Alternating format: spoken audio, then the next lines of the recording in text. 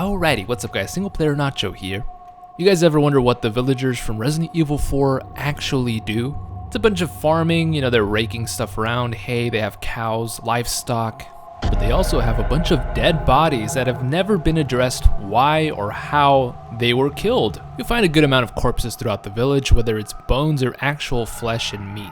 It's pretty disgusting to say that, I know. And more often than not, it's the bodies of villagers themselves. And the very first villager corpse you'll come across is this woman whose face has been impaled so hard that it's actually sticking onto the wall. It's not surprising that the villagers kill people, but it's still a mystery as to why they killed one of their own. It's an extremely grisly scene, lots of blood everywhere. It's also important to note that this seems like a fresh kill, like it just happened, just moments before Leon arrived at the village. So what did this unnamed villager do to piss off all the other villagers to get killed this badly?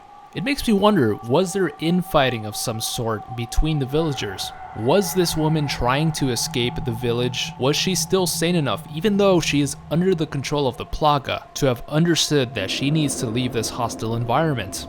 Which makes me question the actual strength behind Las Plagas. Now, if the prevailing theory is that this village woman was trying to escape the rest of the villagers, and because those other villagers are under the control of Los Iluminados, which is a cult, of course they'd be pissed off at anyone trying to escape their little cult. So what was this woman's motive? Why did she want to escape? She needed something precious to her to want to leave.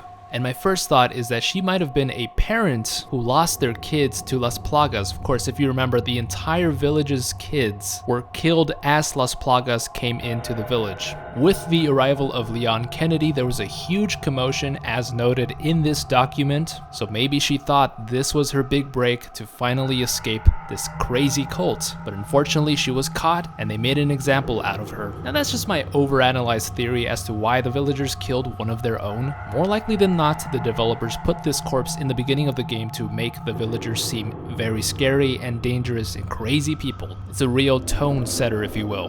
But still, why would they make one of their victims clearly another villager, as opposed to some random tourist, which I'm not saying the villagers haven't killed their fair share of tourists. I mean, I'm guessing the bones found in the first house belong to tourists. Very appropriate, so they don't have to render an entire model they're just gonna use in one scene. But that doesn't explain this. A whole ass cart filled with dead villagers. Where did this come from? You see, it's things like this that make the entire theory a little bit more tangible.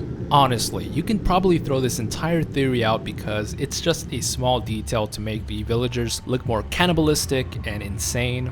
But I feel that there's something that we're missing here that the game won't tell us outright. Because I'm thinking that the villagers kill each other. This might not be the case because they are ultimately seen as expendable by the higher ups in Los Iluminados. I'm talking Salazar and Sadler. They don't see the villagers being in the same league as the Big Cheese or the Verdugos. No, they're just dumb villagers that are supposed to abide by their will. So who the hell is responsible for all these villager deaths?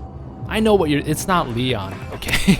Even though he's killed most of them. The first thing that pops up into my mind is the cutscene, the epic cutscene with El Gigante, where at least like 10 villagers die instantly when this thing's released. So I'm thinking maybe they're accidental deaths when the villagers are upkeeping with these giant BOWs, whether it's the Regenerators, El Gigante, Verdugos, Novistadores. This isn't a fucking zoo, okay? Villagers are going to make mistakes and they're going to get eaten by these creatures because of it.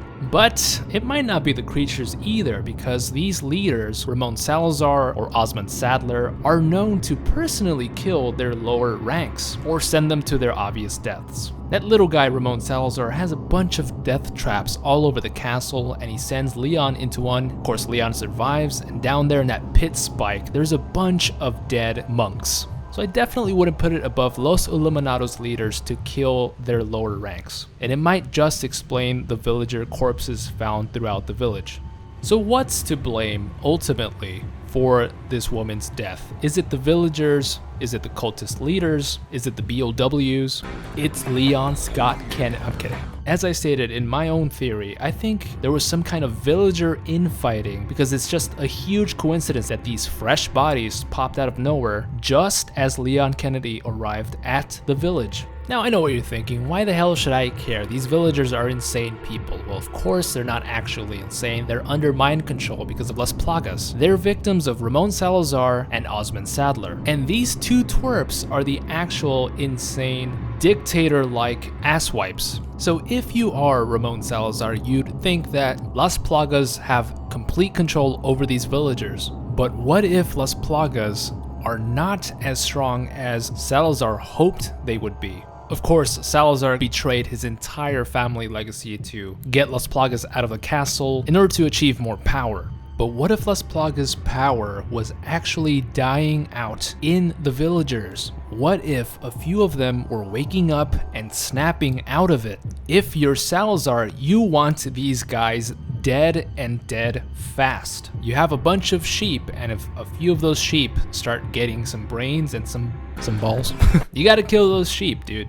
So there are a number of reasons why there would be a basket full of dead villagers, or what exactly happened to this poor woman.